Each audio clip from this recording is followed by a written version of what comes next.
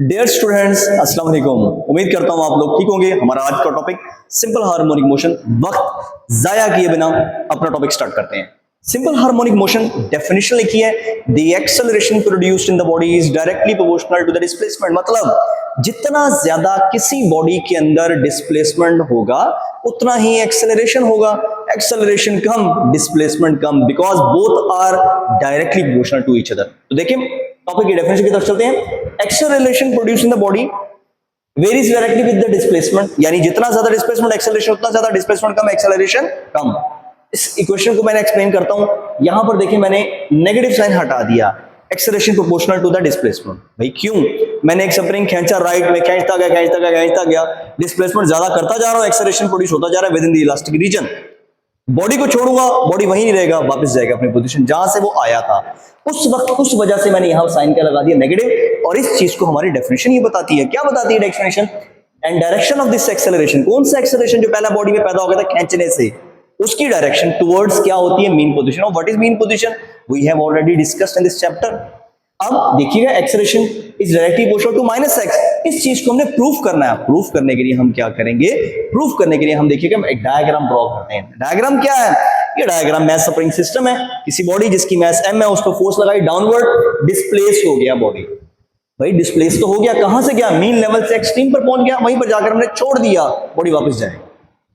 तो मीन से extreme, then again moving through mean reaches at extreme level. अब ये मीन और एक्सट्रीम की जो कहानी है हम डिस्कस कर चुके हैं पहले ही। अब देखिएगा हम यहाँ पर लॉ लगाते हैं जिसके तहत ये मूव करता है, that is called Hooke's law. कौन सा लॉ है ये? Hooke's law. अब हुक्स लॉ क्या कहता है? Hooke's law states that force is directly proportional to the displacement. यानी अगर मैं फोर्स किसी बॉडी पर लगाता हूं मैक्सिमम, इट मींस डिस्प्लेसमेंट भी क्या हो जाएगा? मैक्सिमम। फोर्स कम तो डिस्प्लेसमेंट भी क्या होगी? कम। इसका मतलब ये हुआ कि एक हमारे पास, फर्ज करें, मैंने स्प्रिंग की एग्जांपल दे रहा था, फर्ज करें मैं कहता हूं कि मेरे पास कोई रस्सी है, मैंने जोर लगाकर खींचा, जितना जोर लगाकर मैं रस्सी को खींच रहा हूं, फोर्स लगा रहा हूं, उतना उसमें एक्सटेंशन जनरेट हो रहा है। इलास्टिक रस्सी वाली, इलास्टिक जो जिसके अंदर होगी, जैसे इलास्टिक रबड़ हो गई है, जैसे ठीक है इलास्टिक कोई बॉडीज होती हैं, वैसे मैंने फोर्स लगाई, डिस्प्लेसमेंट ज्यादा, फोर्स लगा कम, तो डिस्प्लेसमेंट क्या होगा? कम। तो हुक्स लॉ कहता है force is directly proportional to the displacement. अब प्रोपोर्शनलिटी खत्म करते हैं। तो फिजिक्स में कहती है proportionality, in order to remove the proportionality we will have the constant factor that is called k। What is k? k is called spring constant. S constant बहुत सारे नाम है इसके। तो स्प्रिंग कांस्टेंट क्या हमारे पास? k equals to spring constant which is equals to f/x। अक्सर बुक्स में, फेडरल की, पंजाब की, मोस्टली बुक्स मैंने देखा है, यूनिट्स को डिस्कस ही नहीं किया जाता, बस ये कहता है स्प्रिंग कांस्टेंट इस पर डिपेंड करता है एंड दैट्स इट। लेकिन हम इसको आगे मूव कर रहे हैं, गौर कीजिएगा, बहुत इंपॉर्टेंट फैक्टर है ये वाला। Spring constant unit f/x, unit है न्यूटन पर मीटर। एक तो एक यूनिट बन गया, फोर्स का यूनिट न्यूटन, डिस्प्लेसमेंट ये एक्सटेंशन का यूनिट हो गया मीटर। स्प्रिंग कांस्टेंट का ऑल्टरनेट दूसरा यूनिट जो मैंने लिखा वो है किलोग्राम मीटर पर सेकंड के न्यूटन का unit divided by metre. Metre से मीटर कैंसिल आउट, तो केजी पर सेकंड स्क्वायर। डायमेंशन की बात करते हैं, m not LT minus T. m क्या है? मैस। मैस हमारे पास क्या है? ये मैंने यहाँ पे सामने जो लिखा ये गलत लिखा, यानी ये समझ लें, मैंने इसलिए लिखा शायद आप लोगों में से कोई मुझे बता सके कि ये गलत है, ये ठीक। तो देखिएगा ये m नॉट मैस के लिए होता है, और मैस तो गिवन है, इसका मतलब m तो है। लेंथ यहाँ गिवन है, तो मैं लेंथ को क्या कर दूंगा? That is called L not. तो m L not T minus 2, या इसको यूं सिंपली भी लिख सकते हैं क्या? That is called MT inverse square, ये भी हम लिख सकते हैं, ठीक है। तो ये आगे चलते हैं, आगे देखिए स्प्रिंग कांस्टेंट k। ये अक्सर क्वेश्चन आता है कि whenever spring is cut into two halves what will be the new spring constant. भाई एक स्प्रिंग है, उसको दो हिस्सों में काट दिया, अब आपके दिमाग में होगा स्प्रिंग को काट दिया है, कांस्टेंट कांस्टेंट कांस्टेंट रहेगा, चेंज नहीं होगा, but it is not like this. अब होता क्या है? डायग्राम मैंने बनाई, एक स्प्रिंग है, उसकी टोटल एक्सटेंशन है, फर्स्ट करें टोटल लेंथ है, ये हमारे पास लेंथ है, इसको लेंथ को मैंने x का नाम दे दिया, दरमियान से काट दिया, x/2 आ गया। अब न्यू स्प्रिंग कांस्टेंट पे क्या फर्क पड़ेगा? एक अगर हम दरमियान से हाफ कर दे तो नया स्प्रिंग कांस्टेंट क्या हो जाएगा?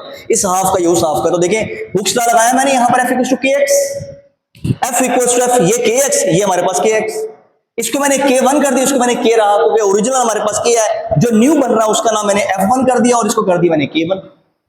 अगर f kx है तो f1 k1x हो गया। अब x को मैंने क्या कर दिया? x/2 कर दिया, क्यों? स्प्रिंग को 2 में डिवाइड कर दिया था।